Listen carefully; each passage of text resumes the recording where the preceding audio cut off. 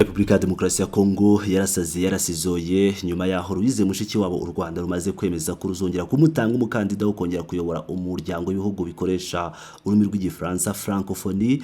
Louise Mushikiwabo mu bazahangana harimo umukongomani uzatangwa n'icyo gihugu nk'uko byamaze gutangazwa n'ubuyobozi bwa Repubulika Iharanira Demokarasi ya Kongo. Ikinyamakuru Jeune Afrique cyaganiye n'uyu munyarwandakazi uyobora umuryango mpuzamahanga w'ibihugu bikoresha ururimi rw'igifaransa, aho bagarutse ku mibanire ye na Tshisekedi ndetse n'imibanire ye na Kinshasa. Anagaruka kuri byinshi birimo guhatana n'umunyekongo mu matora y'uyu muryango ndetse n'ibyo yagezeho na kudeta zagiye ziba mu bice bitandukanye. Reka tugaruke muri kimwe mu bice bigize iki kiganiro nk'uko twakibateguriye tubikuye kuri Jeune Afrique.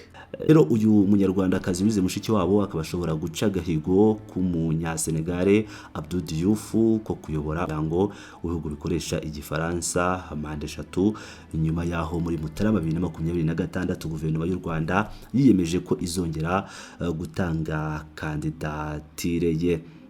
Repubulika ya Demokarasi ya Kongo rero nayo ntabwo yicaye, yemeje ko izatanga umukandida uzatana na Mushikiwabo. Ubu iri gushaka ibihugu by'inshuti byazamushyigikira. Nyuma y'ibi byose bizasobanukira mu nama y'abakuru b'ibihugu na za guverinoma ya OIF izabera mu mujyi wa Phnom Penh muri Cambodia mu Gushyingo 2026, mu gihe habura amezi 9 ngo habeho amatora y'umunyamabanga mukuru wa OIF. Jeune Afrique ikaba rero yaganiye na Mushikiwabo kuri byinshi birimo icyemezo cyo guhatanira manda ye ya gatatu, ibikorwa bigiye muri uyu muryango na gahunda yawo yagutse, umuryango yagutse. Jeune Afrique rero ikaba yakomeje kumubaza igira iti kubera iki ushaka guhatanira manda ya gatatu? Louise Mushikiwabo ati ni ukubera ko mbishaka kandi nkunda ibyo nkora,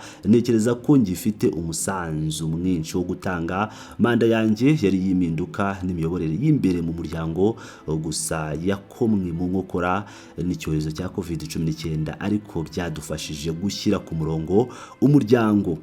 Impamvu ya kabiri ikaba yibanda ku ngaruka z'impinduka mu bijyanye no kwegereza inzego abaturage no gusuzuma ibikorwa bya OIF. Kuki ntashaka manda ya gatatu? Kugira ngo nagure ibikorwa n'imishinga bindi ku mutima. Umunyamakuru yahise amubaza ati ibindi bihugu byashyigikiye icyifuzo cyawe cyo kuguma ku buyobozi? Louise Mushikiwabo ati namaze igihe kinini nshidikanya, ariko uko ibihe byahaga ibindi niko nagize ikibazo cyo gukomeza ubutumwa bwo kuyobora OIF. Ukushyigikira kwagaragajwe n'abakuru b'ibihugu byinshi mu nama yo ku rwego rw'abaminisitiri yabereye i Kigali mu Gushyingo 2025, kwanyemeje ko atari igitekerezo kibi, nuko u Rwanda rwafashe icyemezo cyo kongera gutanga kandidatire yanjye. Umunyamakuru wa Jeune Afrique arongera abaza Louise Mushikiwabo ati ibihugu byo mu burengerazuba nk'Ubufaransa na Canada bibona bite? Ati mpisemo kutavuga amazina y'ibihugu, ariko ibyinshi muri OIF biranshyigikiye, byaba ibikize n'ibiri mu nzira y'amajyambere. Birumvikana ko byakwisubiraho, ariko icy'ingenzi cyane ku muryango wacu nuko ku nshuro ya mbere mu mateka OIF hazabaho ihatana rya nyaryo rishingiye ku bumenyi bwa buri mukandida no ku bisabwa bisobanutse neza. Umunyamakuru arongera abaza Louise Mushikiwabo ati mufite ubwoba ko bimwe mu bihugu nka Repubulika ya Demokarasi ya Kongo n'u Burundi bizarwanya kandidatire yanyu? Ati buri matora agira abayarwanya ndetse hari abayakoresha nk'amahirwe yo kugera ku nyungu zabo za politiki. Birumvikana iyi kandidatire ntizavugwaho rumwe muri Repubulika ya Demokarasi ya Kongo, kandi ibyo ntibyatunguranye. Uku kuyirwanya nari narakubonye, ariko ni bimwe mu bigize umukino, it's a part of the game. Umunyamakuru ati muri 2022 watowe ku majwi yose, kuri iyi nshuro ntibizagorana. Ati nta binteye ubwoba.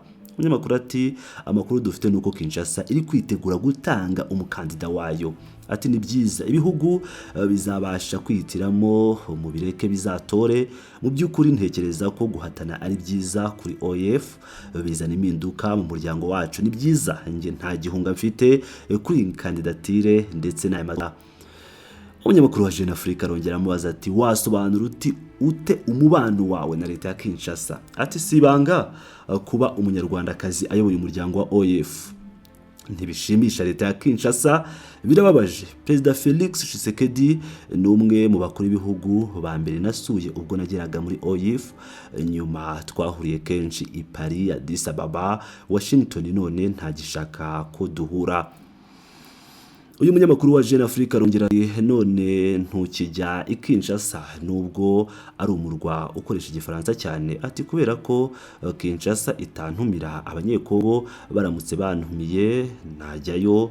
Nzi uburyo Repubulika ya Demokarasi ya Kongo ari ingenzi ku muryango wacu, mu by'ukuri ni kimwe mu bihugu bya mbere bigenerwa ibikorwa bya OIF mu bijyanye n'ingengo y'imari, ku burezi, umuco, amahoro no guteza imbere abagore. Mu ntangiriro za 2020 umuryango Fondation Panzi wa Denis Mukwege washyizwe mu mishinga La Francophonie avec elle, mfata Repubulika ya Demokarasi ya Kongo nk'umunyamuryango w'ingenzi ukwiye umwanya we wose mu muryango. Rero niba ibihugu bizana ku rwego mpuzamahanga ibibazo bifitanye, ntaho twagera. Abanyamakuru yongeye abaza Louise Mushikiwabo ati muri 2025 habaye amatora menshi nkayo muri Cameroon, uhagaze hehe kuri aya matora? Ati aba muri Cameroon n'ahandi ibikorwa byacu bya politiki aho dusanzwe tubikora no gushyigikira amatora, ntidukwiye kumva ko imiryango mpuzamahanga yakemura ibibazo bya politiki biri muri buri gihugu. Ibikorwa byacu ntibibamo kwivanga cyangwa gushyigikira uruhande ruhanganye n'urundi. Umunyamakuru yongera amubaza ati ariko hari ubwo musohora amatangazo yamagana coup d'etat? Ati cyane rwose, ariko iteka biba byubahiriza amahame n'amasezerano agenga umuryango wacu. Ibi byose bimaze imyaka myinshi bisuzumwa. Kubera ubwiyongere bwa coup d'etat, twari dukeneye gusuzuma ibiri kuba bifite aho bihurira n'amahame tugenderaho kugira ngo turebe urwego twafashamo ibi bihugu gusubira mu murongo mwiza. Niko byagenze muri Gabon na Guinea, byasabye ubwo bufasha. Umunyamakuru ngiye abaza Louise Mushikiwabo ati umubano n'ibihugu byo mu ihuriro rya Sahel uracyahagaze nabi? Ati ibihugu bitatu byavuye muri OIF kandi kuva mu ntangiriro navuze ko bigifungura imiryango n'uyu muryango. Nizeye ko iki kibazo bitazagumaho, ariko buri gihugu cyemerewe kwinjira no kuba umunyamuryango. Ayo ni amahitamo ashingiye ku bwigenge.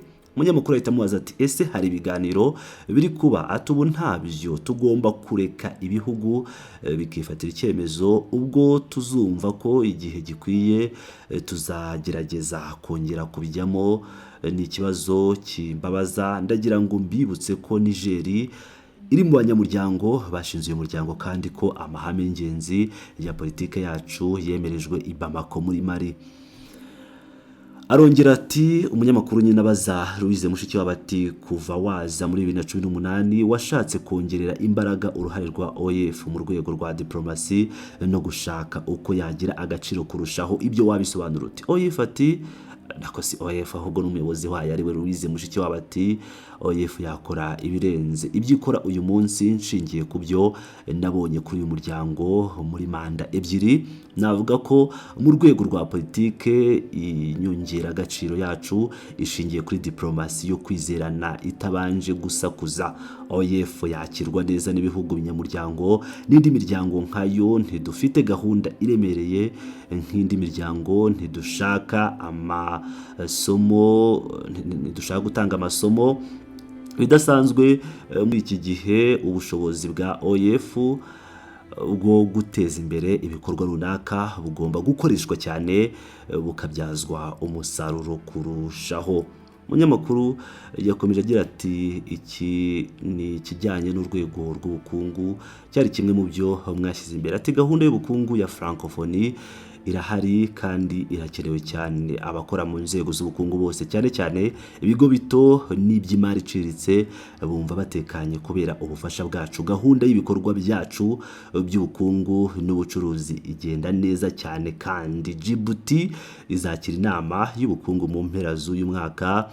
Izi si ingendo z'ubucuruzi ziri aho gusa, intego yazo ni ugusinya amasezerano nk'uko byagenze mbere. Iryo ni ryo hame tugenderaho. N'ibibazo bitandukanye yakomeje kugenda abazwa Louise Mushikiwabo, ariko nk'uko mubyiyumvira akaba nibura yasubije ku kibazo cya Repubulika Iharanira Demokarasi ya Kongo. Ibisanzwe rero ni Pilot News TV, mukomeze mane nanjye ndabakunda cyane muri abagaciro.